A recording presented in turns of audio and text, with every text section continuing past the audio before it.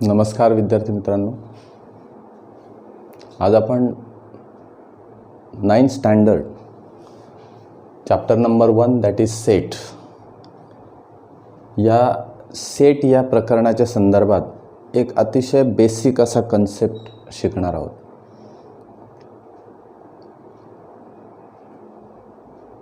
पहिलं जे प्रकरण आहे सेट्स. या सेट्समध्ये अनेक कन्सेप्ट्स दिलेले आहेत, पण सगळ्यात आधी म्हणजे what is mean by set. Set कोणाला म्हणायचं? आपण जनरली डेली यूजमध्ये अनेक शब्द असे वापरत असतो की ज्याच्यामुळे आपल्याला एखाद्या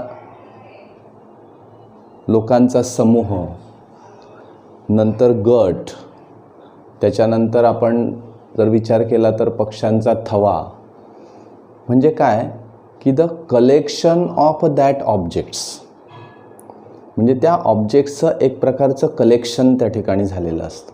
म्हणून आपण हे वेगवेगळे शब्द त्या ठिकाणी वापरत असतो. आता जर विचार केला की तुमच्या पुस्तकामध्ये अतिशय सुंदर असे 4 चित्र दिलेले आहेत, 4-5 चित्र दिलेले आहेत. त्या चित्रामध्ये जर तुम्ही व्यवस्थित बघितलं तर तुम्हाला असं दिसेल की फ्लॉवर बुके आहे. त्या फ्लॉवर बुकेमध्ये this is the bunch of flowers. त्या फ्लॉवर्सचा एक असा बंच तुम्हाला दिसेल. म्हणजे different colours and different flowers are get together and this is called as a bunch of flowers. Bunch of keys. आपल्याकडे चाबी असतात, चाब्यांचा एक झुपका असतो, आपण त्याला मराठीमध्ये झुपका असं म्हणतो. येस. तर हा पण एक प्रकारचा त्या चाव्यांचा समूह आहे. आणि मग अशा प्रकारचा आपण पक्ष्यांचा थवा असं म्हणतो की असे अनेक पक्षी एकत्र येऊन ते एकाच ठिकाणी जात असतात, एकत्र त्यांचा एक समूह तयार केलेला असतो. येस. अशा प्रकारचे किंवा नोटबुक्स असतात तुमचे वेगवेगळे, त्याचं एक बंडल बांधलेलं असतं. येस. आणि मग this is a one of the set.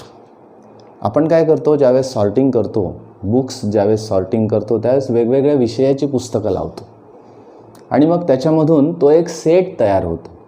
इतिहासाची पुस्तकं वेगळी, गणिताची पुस्तकं वेगळी, गोष्टींची पुस्तकं वेगळी, वेगवेगळ्या कथांची पुस्तकं वेगळी, असं ज्यावेळेस आपण करतो that is called as a set. याला आपण सेट असं म्हणतो. म्हणजेच काय, एक समूह, एक कलेक्शन. मग आता कशाचं कलेक्शन? तर collection of the objects. Objects म्हणजे काय? वस्तूंचं कलेक्शन. मग आता जर विचार आपण केला की this is the special type of word in the mathematics that is the set. Set या शब्दाला मॅथमॅटिक्समध्ये अतिशय वेगळा असा अर्थ आहे. जर मी असं म्हटलं की the clever student in your class, असं एक मी विधान केलं, तर clever students in your class हे मला ओळखता येणार नाही. This word that is clever it is a relative word. हा क्लेव्हर हा जो शब्द आहे हा रिलेटिव्ह आहे, सापेक्ष आहे. कोणाच्या बाबतीत असं वाटेल की हा क्लेव्हर आहे म्हणजे याचा अर्थ असा की एखादा मुलगा अभ्यासात हुशार असेल, बरोबर आहे, पण खेळण्यामध्ये हुशार नसेल, संगीतामध्ये हुशार नसेल, इतर व्यावहारिक कामांमध्ये तो हुशार नसेल, असे अनेक प्रश्न आपल्याला निर्माण होतील. म्हणजे कोणता मुलगा कशामध्ये हुशार आहे हे मला ठरवता येत नाही. त्यामुळे clever students, the group of clever students in your class, हे मला सांगता येत नाही, परफेक्ट सांगता येत नाही. And that's why this clever word is a relative word. त्यामुळे अशा व्यक्तींचा, अशा विद्यार्थ्यांचा समूह आपल्याला करता येत नाही. And this is not a set. म्हणून तो सेट आपल्याला म्हणता येणार नाही. Rich people in the town. Rich people in the town we don't know. कारण रिच हा जो शब्द आहे, रिच या शब्दाला आपल्याला अर्थच नाही, आपल्याला अर्थ लावता येत नाही. कोणी पैशाने श्रीमंत असेल, कोणी मनाने श्रीमंत असेल. श्रीमंती याचा अर्थ मला लावता येत नाही. And that's why we can say that this rich it is again the relative word. म्हणजे ज्यावेळेस अशा प्रकारचे रिलेटिव्ह वर्ड्स येतात त्यावेळेस तो समूह होत नाही, त्यावेळेस तशा पद्धतीचा सेट म्हणून आपल्याला मॅथमॅटिक्समध्ये उल्लेख करता येत नाही. And that's Y set has the specific meaning in the mathematics. That is set is the collection of well defined objects. बघा मॅथमॅटिक्समध्ये अतिशय सुंदर अशी त्याची डेफिनेशन दिली आहे, वेल defined objects.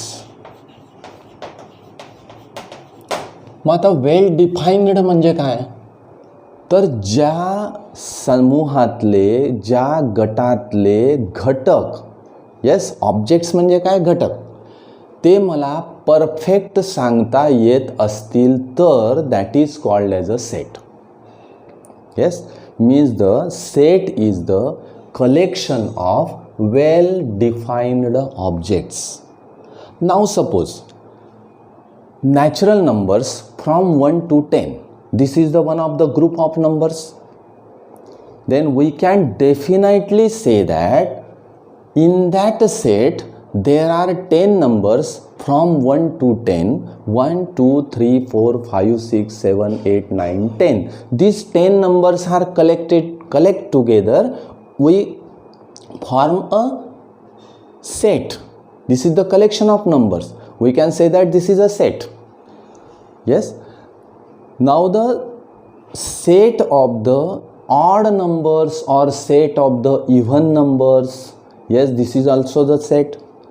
We can definitely say that these objects are belongs to that set. अशा objects त्या सेटमध्ये आहेत, येत आहेत, ते मला सांगता येतील, ते परफेक्ट लिहिता येतील. म्हणजे अशा प्रकारच्या ऑब्जेक्ट्सचा जो सेट आहे that is the collection of objects and well defined objects. This word is very important, that is the well defined objects in that set. त्या सेटमधले वेल डिफाईन्ड ते ऑब्जेक्ट्स असले पाहिजे and that is called as a set. आता उदाहरणार्थ which are the sets, the day of week मला perfect सांगता येतात, day of week. Month in the year मला सांगता येतील, मंथ इन द इयर. मी जर लिहायला सांगितले तर तुम्ही पटकन मंथ इन द इयर लिहू शकाल. म्हणजे परफेक्शन ज्याच्यामध्ये ते ऑब्जेक्ट्स मला परफेक्ट सांगता येतील that is called as a well defined objects. And this bunch, this the group of the well defined objects, it is called as a set. म्हणून मॅथमॅटिक्समध्ये सेटला हा अतिशय उत्कृष्ट आणि अतिशय असा म्हणूया की स्पेसिफिक असं मिनिंग आहे. Set has the specific meaning. Planets in the solar system मला सांगता येतील, सोलर सिस्टीममधले प्लॅनेट्स हे आहेत.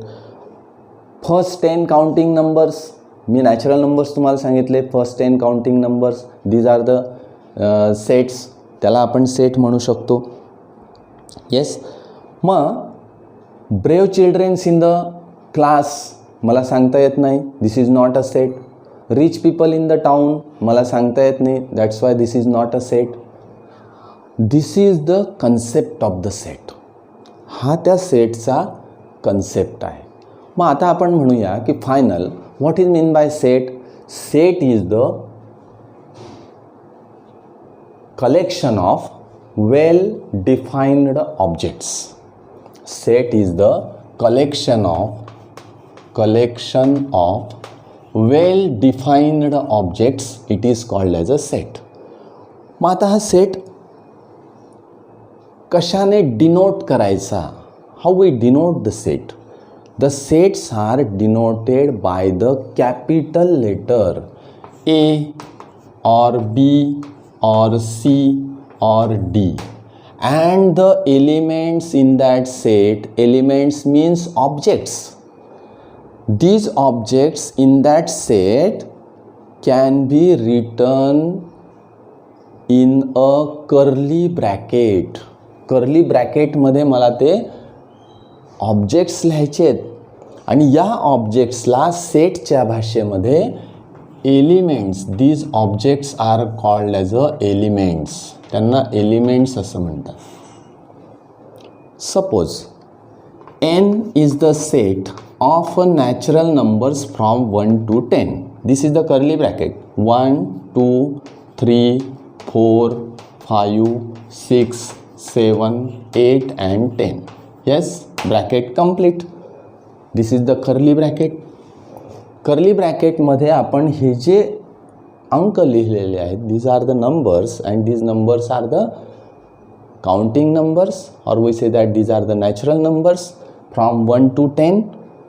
We can perfectly define it, and that's why we can write perfectly that numbers which are belongs to that set. त्या सेटमध्ये कोणते number येतात हे मला परफेक्ट माहिती आहे, म्हणून मी ते लिहू शकलो. डेज ऑफ वीक, समजा मी असा विचार केला की डेज ऑफ वीक मला लिहायचे, मी लिहू शकेल. कर्ली ब्रॅकेट घ्यायचा, तिथे डेज ऑफ वीक्स लिहायचे. हे सगळं मला माहिती आहे. Sunday, Monday, Tuesday, Wednesday, Thursday, Friday, Saturday, हे सगळं मला लिहिता येईल. मंथ इन द इयर मला लिहिता येतील. Yes, this is the sets. यांना आपण सेट्स असं म्हणतो. म्हणजेच थोडक्यात what is mean by set? Set is the collection of well defined objects, and each object in that set it is called as a element. त्याला त्या संचाचा element असं म्हणतात. This is called as a element. These are the elements. And see here in a curly bracket each objects can be written perfectly. ते perfectly मला लिहिता येतात. आणि and this two objects are separated by the comma. दोन objects मला कॉमाने separate करायचे, नुसते क्रमाने लिहायचे नाही. 1, 2, 3, 4, 5, 6 तो एक नंबर तयार होऊन जाईल. म्हणून each two objects are separated by comma. कोणतेही दोन ऑब्जेक्ट्स मला एकमेकांपासून कॉमाने वेगळे दाखवायचे आहेत, and that is called as a set. असे तुम्ही अनेक सेट्स लिहू शकतात. Yes, this is the concept of set. एक छोटंसं तुम्हाला कन्सेप्ट ऑफ सेट म्हणजे याच्यासाठी मी छोटासा व्हिडिओ किंवा what is mean by set एवढंच फक्त आज आपण बघणार आहोत. पुढच्या व्हिडिओमध्ये तुम्हाला method of writing set, how the sets can we write, आपण ते सेट्स कसे लिहू शकतो, त्याच्यावरच्या प्रक्रिया कशा आहेत ते क्रमाने आपण एक एक व्हिडिओमध्ये बघणार आहोत. ओके, धन्यवाद.